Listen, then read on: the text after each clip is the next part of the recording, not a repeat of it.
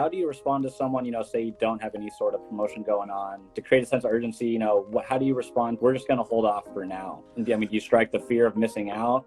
Yeah. What we have to understand is that we control their perception. Does that make sense? Yeah.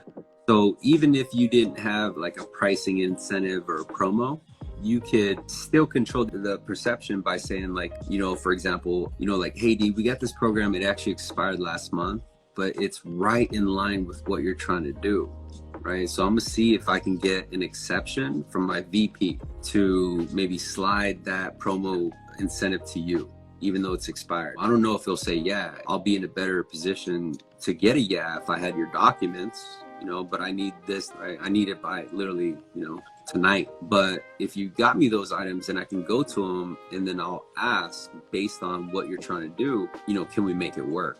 Does that make sense? Yeah, for sure. So in perspective, like you have your rate sheet, right? And then you have the PE, the pricing exception. But the thing is though, is that most LOs go right off the bat with the highest pricing exception, right? What's the most I can get? And then they'll pitch low with no room to go lower. Does that make sense? Yeah. Whereas now I understand that I control your perception. I'm gonna pitch you rate sheet knowing that I got the pricing exception. Does that make sense? Yeah. So if I know I can get maybe a point off or half point off of rate sheet, I'm gonna say, hey, this is the price today, but we got this campaign that's expiring right now. If I could fit you in, I need documents to show to get you fit in, right? Because this is actually ended already. Does that make sense? Yeah. So if I could get your documents, I'll ask to fit you in. I already helped 2 of my other clients today get fit in. But here's the thing though, I need W-2, pay stub, mortgage statement, HOI. Does that make sense? Yeah. So if you can get those to me, I'll ask. It's up to you. What do you want me to do? What do you think they'll say? Yeah, they're in. Oh, then give me your documents. Now I'm not asking them. They're influenced to get a better deal. And because it's expiring, it makes it exclusive. But you control their perception. So they're not worried about the advertisements. They're worried about the difference that you explain to them, to get that PE. Does that make sense? Yeah. And then there's other things too, as far as like putting urgency with people that are not urgent, right? Like they got low rate already. They're not really hurting. Again, the same principle is like, all right, so, hey, I got this idea.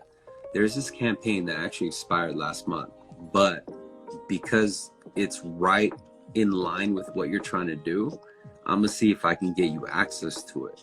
And if I could, this is what it could do. What are your thoughts on it? Oh yeah, I like it, but I don't like the cost. Okay, no worries. So here's what we could do, right? You get them to a point where like, all right, yeah, if you can make that happen, let's do it. But most of the time you already know you can make it happen, because what you're doing is you're selling full retail cost. So you set the baseline at the retail cost with no exceptions. But you already know you have the opportunity to make exceptions. So you give them a little bit of control where they feel like they're part of the process.